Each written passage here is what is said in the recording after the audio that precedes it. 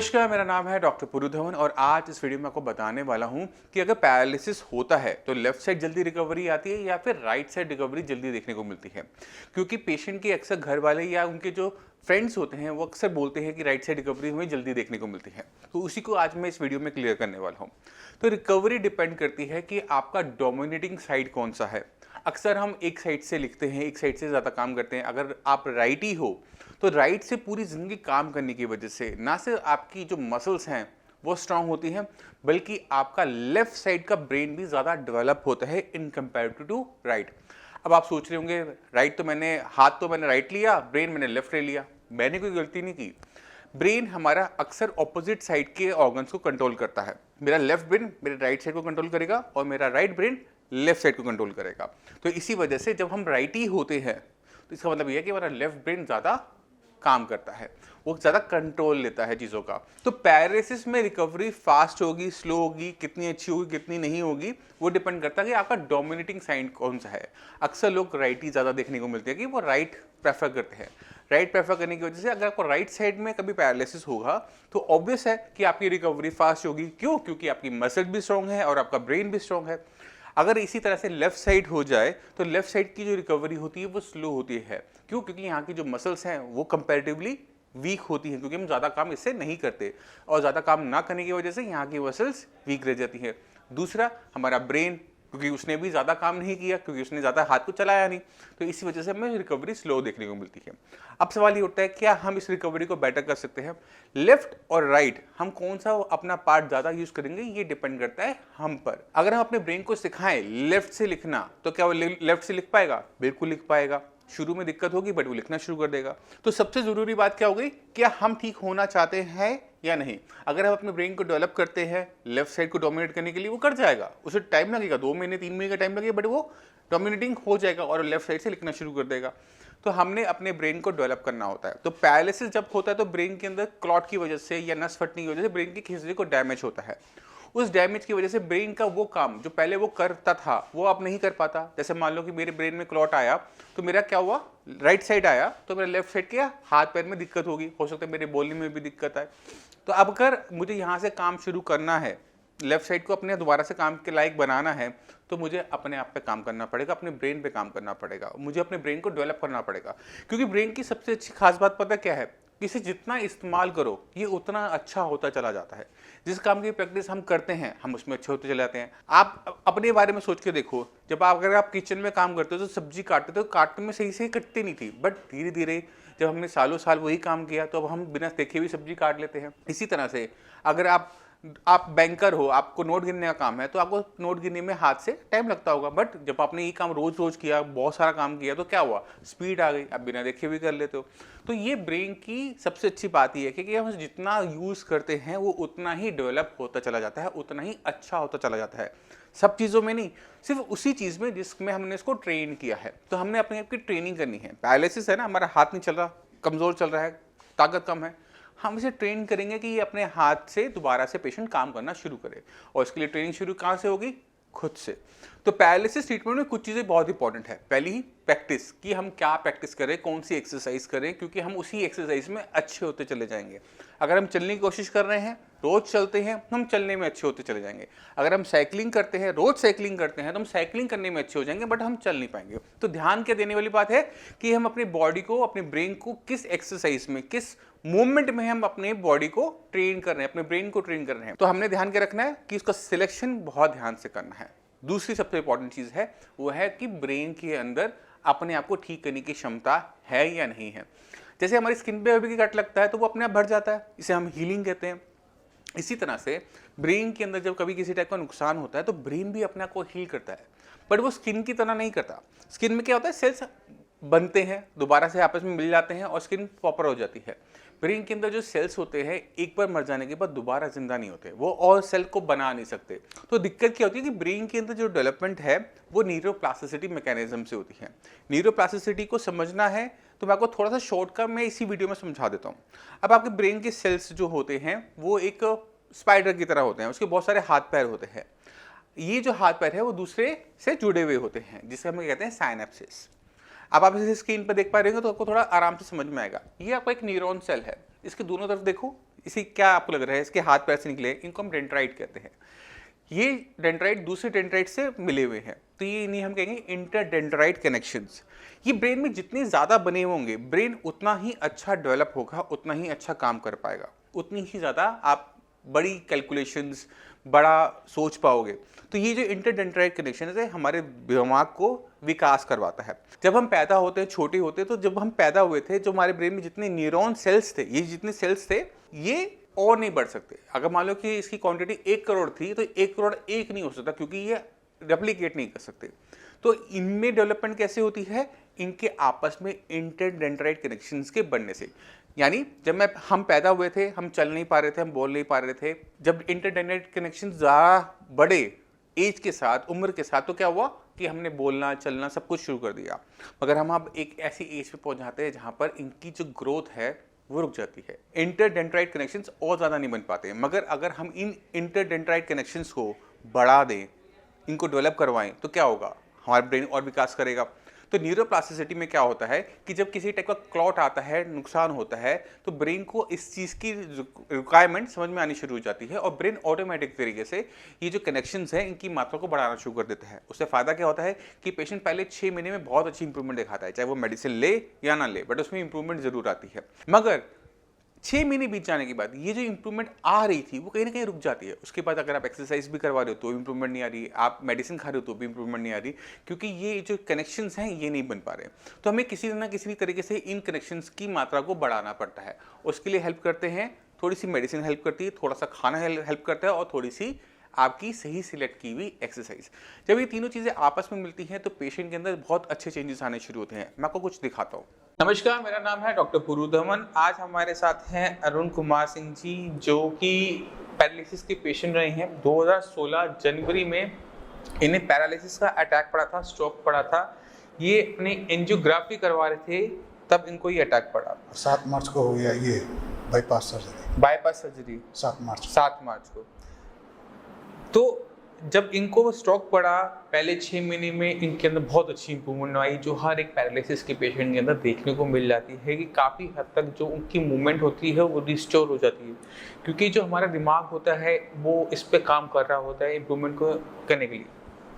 मगर जितनी इंप्रूवमेंट अरुण जी में आई 6 मंथ के बाद, उसके बाद वो इंप्रूवमेंट आनी बंद हो जाती है। वही हमें हर एक पैरालिसिस पेशेंट के अंदर देखने को मिलता है कि जब किसी को स्ट्रोक होता है, पैरालिसिस होता है, 6 मंथ्स आपको इंप्रूवमेंट मिलेगी, उसके बाद कुछ नहीं होता, लाइफ बीत जाती है। जितनी मर्जी आप एक्सरसाइज कर लीजिए, जितनी मर्जी आप फिजियोथेरेपी करवा लीजिए, आपके अंदर इंप्रूवमेंट नहीं आती। मगर इंप्रूवमेंट को शुरू करने में, हमारे पास आने में अरुण जी को लगे पूरे 2 साल का टाइम। 2 साल के बाद जब हमारे पास आए तो इनको टाइम जरूर से ज़्यादा लगा है। इतना ट्रीटमेंट का टाइम साइंस इंजीनियरिंग के पेशेंट्स में नहीं लगता, इंप्रूवमेंट आनी शुरू हो जाती है। इनकी इंप्रूवमेंट का जो ऑनसेट है वो लेट हुआ। इनको हमसे ट्रीटमेंट लेते हुए अराउंड कितने महीने हो गए? 8 महीने हो गए।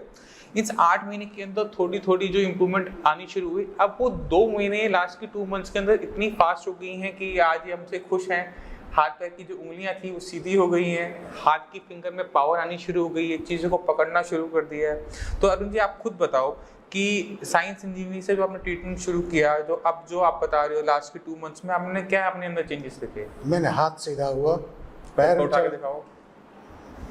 अब पहले इतना जाता था ऊपर, जाता था लेकिन मुड़ा रहता था। अब सीधा चला जाता है, सीधा जाता है। चीजों को पकड़ लेते हो आराम से? पकड़ लेते हैं, कोई दिक्कत तो नहीं होती? उंगली में ताकत का तो आया है लेकिन कम आया है। ठीक है, आपको चीज पकड़ने में कोई दिक्कत तो नहीं होती? दिक्कत नहीं होती है। इसे पकड़ के दिखाओ जरा। देखिए, ये टाइम लगता है, क्योंकि ये जो दिक्कत होती है पैरालिसिस की, आपकी ब्रेन के अंदर होती है। आपके हाथ पैर की मसल्स में कोई दिक्कत नहीं है, यहाँ कोई चोट नहीं है, यहाँ कोई स्वेलिंग नहीं है, कुछ नहीं है। इसका मतलब कि ब्रेन अभी कमांड ब्रेन के अंदर जो क्लॉट आया था उससे ब्रेन का टिश्यू डैमेज हो जाता है, क्योंकि आपकी एज ज़्यादा है, आप अराउंड 60 हो, तो इसलिए आपको ये टाइम ज़्यादा लगा। अगर यहाँ पे कोई यंग पर्सन होता तो उसे टाइम कम लगता, मगर इम्प्रूवमेंट आती है, ये 100% है। शुरू में हो सकता है कि स्लो हो, बट वो धीरे धीरे वो अपनी पेस पकड़नी शुरू होती है, क्योंकि जैसे जैसे बॉडी से मेडिसिन बॉडी के अंदर जाती है, ब्रेन उसको रिस्पॉन्ड करना शुरू करता है। अब शरीर में जितनी ताकत होगी उसी स्पीड से तो करेगा ना।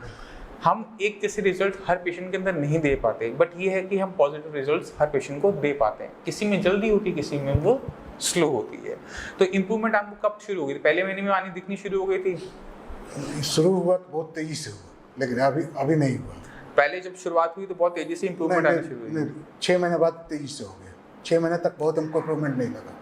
साइंस इंजीनियरिंग के जब आपने ट्रीटमेंट लिया तो आपको अपने अंदर फर्स्ट मंथ से ही बदलाव दिखने शुरू हो गए थे कि मैं ठीक होना शुरू हो? बहुत हल्का। हाँ, मतलब पहले महीने में आप खुश थे कि हाँ मैं ठीक रास्ते पे जा रहा हूँ, ठीक दवाई खा रहा हूँ, ऐसी तो परेशानी नहीं थी ना। अब आपको दिक्कत है बैलेंसिंग की, है ना? तो बैलेंसिंग की जो हमने आपको एक्सरसाइज बताई वो आपने फॉलो करनी है, ठीक है? और ओके था, डाइट पे आपने ध्यान रखा, खट्टा वट्टा तो नहीं खाया? नहीं, अभी। साइंस इंजीनियरिंग के ट्रीटमेंट से खुश हो? अभी तो खुश है। कोई कंप्लेंट तो नहीं ना? डॉक्टर साहब को फोन करते हैं, पूछते हैं हालचाल? बढ़िया पूछते हैं, सही से बताते हैं? चलिए ठीक है। क्या पेशेंट को साइंस इंजीनियरिंग के जो पेशेंट्स हैं, बाकी जो पैरालिसिस पेशेंट हैं, उन्होंने क्या कहना चाहोगे? अभी सेटिस्फैक्ट्री है ये। सेटिस्फैक्ट्री है? नहीं, बाकी जो पैरालिसिस के पेशेंट हैं जिन्हें डाउट होता है, जिनको आशा खो चुकी हैं कि वो ठीक हो सकते हैं, उन्हें आप क्या एडवाइस करोगे? नहीं, एडवाइस तो ये रहेगा साइंस इंजीनियर संपर्क करें। आप बहुत सस्ते में निपटा देते हो। चलिए ठीक है, अरुण जी का हम धन्यवाद करते हैं। ऐसे पेशेंट्स हमारे लिए बहुत अच्छा हो लगता है कि जब पेशेंट्स इम्प्रूवमेंट दिखाता है, साथ देता है डॉक्टर्स का। कभी कभार हम मानते हैं कि हमारा जो ट्रीटमेंट है वो सब पे एक जैसा नहीं होता। कुछ पेशेंट्स हमारे बहुत अच्छे हैं जो एक मंथ में रिकवर कर गए, कुछ पेशेंट्स ऐसे हैं अरुण जी जैसे जिनको टाइम लगा। बट ठीक है, टाइम लग सकता है, मगर अगर आपको अपनी बॉडी के अंदर इम्प्रूवमेंट चाहिए, पैरालिसिस की कंडीशन की इम्प्रूवमेंट चाहिए, तो आपको थोड़ा सा विश्वास साइंस इंजीनियरिंग में दिखाना पड़ता है। अरुण जी ने जैसे दिखाया, 8 महीने बहुत होते हैं। 8 महीने के अंदर जो इनमें इम्प्रूवमेंट आई, वो इम्प्रूवमेंट आई जो इनको 2 साल 1.5 साल तक कोई इम्प्रूवमेंट नहीं आई थी, वहाँ से शुरुआत की।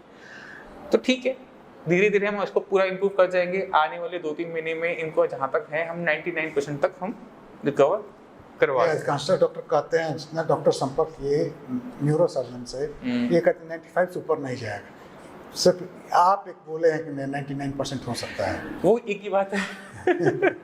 कोशिश हमारी ये थी कि मैक्सिमम से मैक्सिमम पेशेंट रिकवर कर जाए, ठीक है। अब आपकी जो इम्प्रूवमेंट नहीं हुई थी 1.5 साल में, अब वो शुरू हो गई है। अब शुरू हो गई है तो आने वाले कुछ टाइम के अंदर कंप्लीट भी हो जाएगी।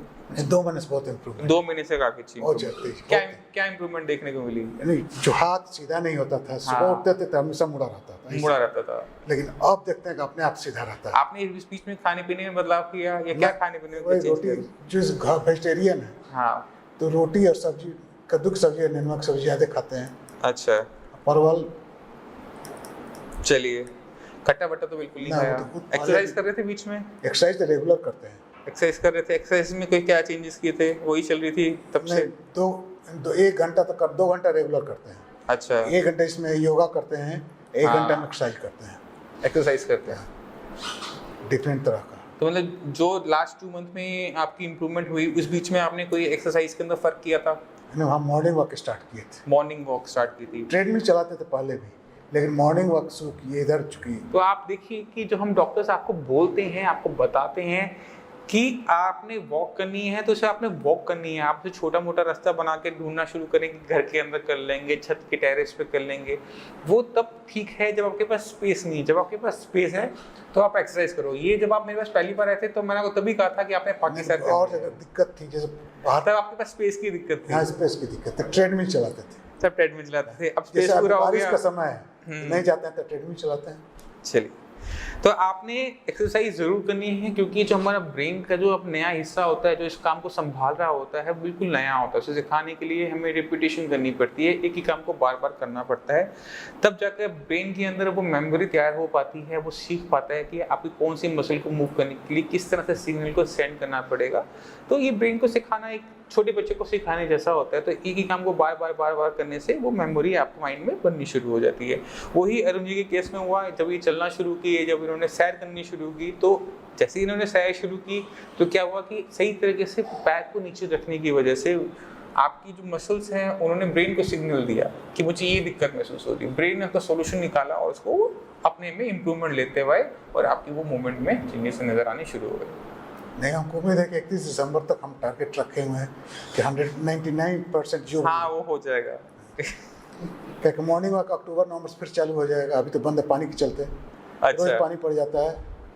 कोई बात मॉर्निंग नहीं। वॉक से हमको ज़्यादा फायदा हुआ है। हाँ, तो हम अरुण जी का धन्यवाद करना चाहते हैं क्लिनिक में आकर हमें हमारे रिजल्ट्स बताने के लिए, आप सभी को बताने के लिए कि पैरालिसिस की पेशेंट को हार मानने की ज़रूरत नहीं होती, हिम्मत नहीं हारनी, आपने लगे रहना है, अपनी बॉडी पे काम करते रहना है। आपको किसी भी टाइप की सपोर्ट की ज़रूरत हो तो नीचे दिए हुए नंबर पर कॉल करके साई संजीवनी के डॉक्टर से आप फ्री ऑफ कॉस्ट कंसल्टेशन ले सकते हैं, उनसे पूछ सकते हैं कि किस तरह से साई संजीवनी का ट्रीटमेंट हेल्प करता है, किस तरह से आपने खाने पीने में ध्यान रखना होता है, किस प्रकार से आपने एक्सरसाइज करनी होती है, रिपीटेशन करनी होती है। तो आपने खुद देखा, आपका पैरालिसिस पुराना हो सकता है बट वो ठीक हो सकता है अगर हम सही तरीके से सही जगह पे काम करें।